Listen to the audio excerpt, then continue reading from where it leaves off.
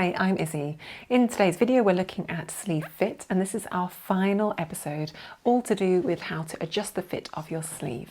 We're going to be looking at the sleeve pitch fit. Let's talk about that in a bit more detail now.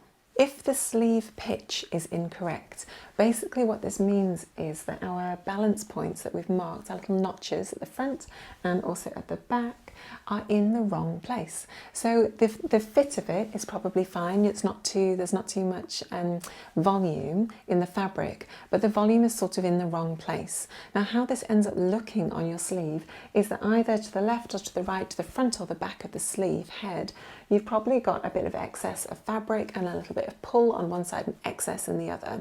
So have a little look for that and see if you're getting those drag lines on your sleeve head, and then we'll go and have a look at how to fix that together. So as we look at our pattern piece, what is happening is that the sleeve shape is fitting really nicely. There's no problems with that. There's enough volume up at the head and the fit along the arms is great. However, we just have some sag lines on one side and some potential pull lines on the other. What that basically means is at the point where you're connecting the shoulder seam of the bodice into this point here and the notch at the back of the bodice to this notch here for the sleeve, and again the notch at the front to the front bodice piece, where all those 3 points are connecting, fundamentally they're just connecting in the wrong place. So all we need to do is just shift all of those notches slightly one way or the other, depending on which side of your sleeve has the drag lines and the pull and which one has the excess fabric. So if we've got our sleeve pattern piece here and we've sewn it into the garment, we've got our front notch here and it lines up beautifully with the notch in the sleeve, which is this one here. We've got another notch for the top up here, which ties in with the seam allowance, and on the back of the pattern piece we've got our double notch corresponding with the double notch on the sleeve at the back. Now what I would recommend is that you unpick the sleeve right from the underarm, but keeping the underarm seam where it is and keeping that bit attached, but unpick the rest of it all the way around. Okay? And then what you want to do is try on the top again, just with your sleeve bit sort of hanging off down at that point and the rest of it unattached. And then you basically just want to pin the sleeve head to the shoulder seam at a point where where it hangs nicely on your body. So what we're trying to do is basically move and shift the sleeve so that it's sitting in the correct point along the bodice. Now, depending on where your drag lines are, you'll want to either shift the sleeve back slightly or forward slightly. If your drag lines are coming at the front of the garment, then what we need to do is actually effectively to shift everything towards the back, because we've got too much volume on the sleeve and we want to push that volume towards the back of the sleeve head. Likewise, if you've got a lot of drag lines at the back, what you need to do is just shift everything towards the front. So you want to shift the fabric of the sleeve towards the front. What that means is the notches on the bodice will stay in the same place, but the notch on the sleeve would then shift up this way slightly. Okay, so next to me here we've got a toile with a sleeve that's hanging off. We've unpicked the entire sleeve.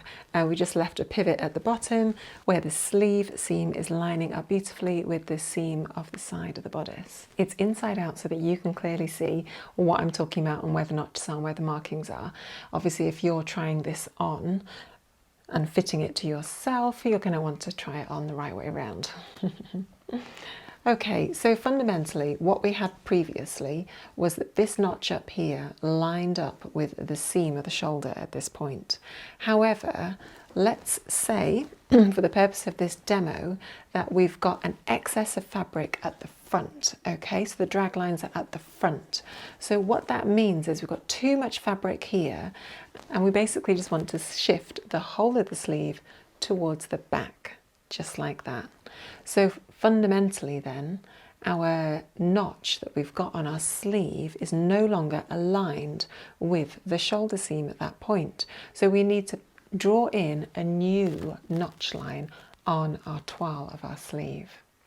Now, what I recommend first though, before you start drawing in your notches, is that you actually pin or baste in place the sleeve based on your adjustment that you've made, and just check that it's hanging really nicely.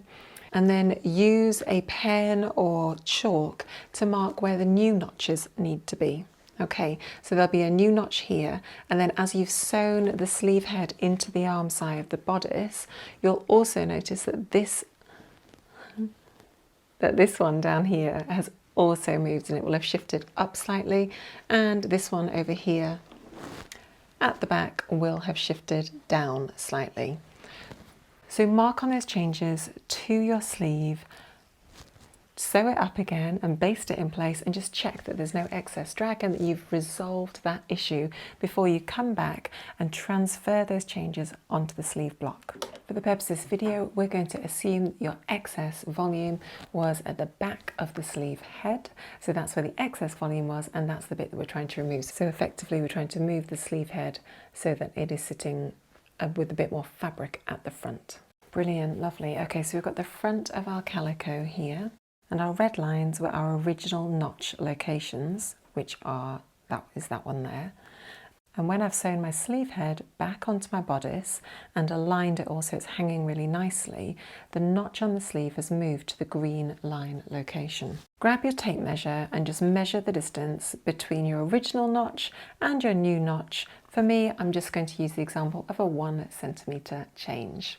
Okay, so starting up at the top notch up here, the top of the arm, where the sleeve would have hit the seam allowance of the shoulder at this point, would have hit in like that. We've got excess volume at the back and we need to bring it to the front. So our new notch has shifted along and brought more fabric into the front. So our green line is our new notch. And for the sake of this video, we're just assuming that that increase is 1 centimetre.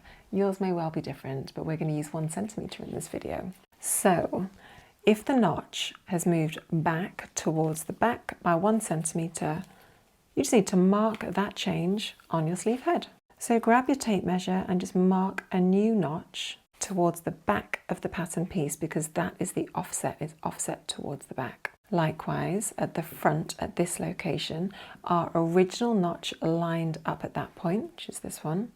And as we've removed excess fabric from the back and shifted the volume of the sleeve along to the front, again, we've shifted our notch, and our notch is again 1 centimetre away from the front. So mark that on your block.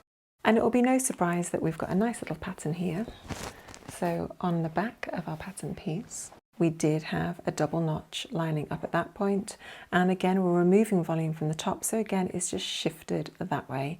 Now you may well find that not all of your notches have shifted by the same amount. They might not all be 1 centimetre or 1.2, whatever it is that your shift of your notches are. You may find that the back has moved a little bit less and the front a little bit more.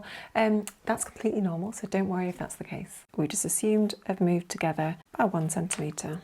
So you can see with a little bit of trial and error, you can easily resolve the sleeve pitch fit.